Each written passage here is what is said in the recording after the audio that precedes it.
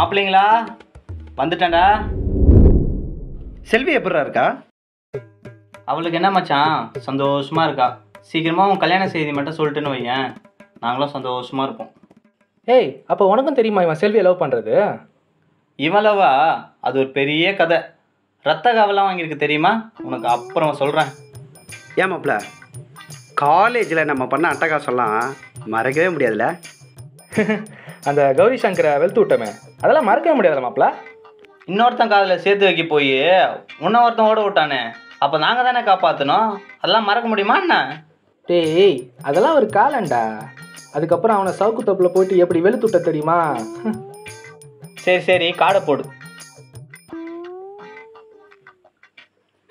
Joker.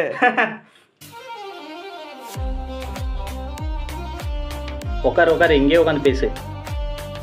Hello மாமா, சொல்லுடி மாமி. என்ன பண்ணிட்டு இருக்கீங்க?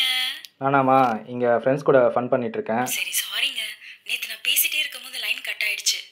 அதெல்லாம் ஒன்றும் இல்லைம்மா, எனக்கும் நெட்வொர்க் இஷ்யூ நேற்றுலேருந்து. சரி, ஒர்க்லாம் எப்படி போயிட்டு இருக்கு? அதெல்லாம் நல்லாதாம்மா போயிட்டுருக்கு. மாமா, ரொம்ப நாள் ஆச்சு. அப்புறம்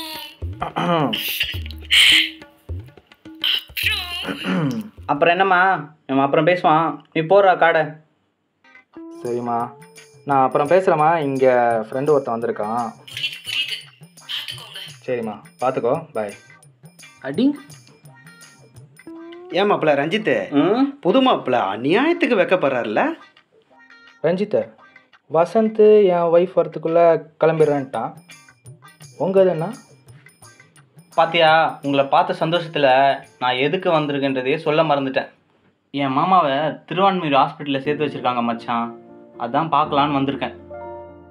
சரி சரி, விடு விடு, மாமாக்கு சீக்கிரம் குணமாயிடும்டா, கவலைப்படாத. அப்புறம் நம்ம புதுசாக வந்திருக்க எம்எல்ஏ, அதான் நம்ம ஊருக்கு கூட ஜெயிச்சாரு, எதாவது பண்ணுறாரா மக்களுக்கு? யார்? நம்ம இளைஞங்கம்மா. அவர் என்ன பண்ணுற போகிறாரு? அப்படிலாம் சொல்கிறாதீங்கடா, தர்றாமா நாள். ஓ, அப்படின்னா தந்தாருப்பா. அதான் எல்லாம் தரேன்னு சொல்லுவார், அப்புறமா போய் கேட்டால் கழுத்து அறுத்து போட்டு போயினே இருப்பார். அத்து போகிற அளவுக்கு பெரிய ஆள் அவரு. மக்கள்கிட்ட காசை வாங்கிட்டு மக்களே அறுத்து போட்டுருவாரா? மாப்பிள்ள ஞாபகம் இருக்கு, காலேஜ் படிக்கும் போது இனி ஒரு விதி செய்வோம் அந்த இயக்கம் திருப்பி ஆரம்பித்தா தாங்குவாங்க. பார்க்கலாம், அதுக்கான காலம் வந்தால் நாமளே இறங்குவோம். டிக்கு. அப்படி ஒரு காலம் வந்தால் கண்டிப்பாக இறங்குவோம். என்னாருண்ணே? தரமாக செய்கிறோம். அப்புறம் என்ன மாப்பிள்ள, கிளம்புறேன்டா. எதனா வந்து பார்க்குறேன், கிளம்புறேன். ஏய், ஒரு 2 நாள் இருந்துட்டு போடா. இல்லை மாப்பிள்ள, ஹாஸ்பிட்டலில் வேறு அத்தை தனியாக இருப்பாங்க.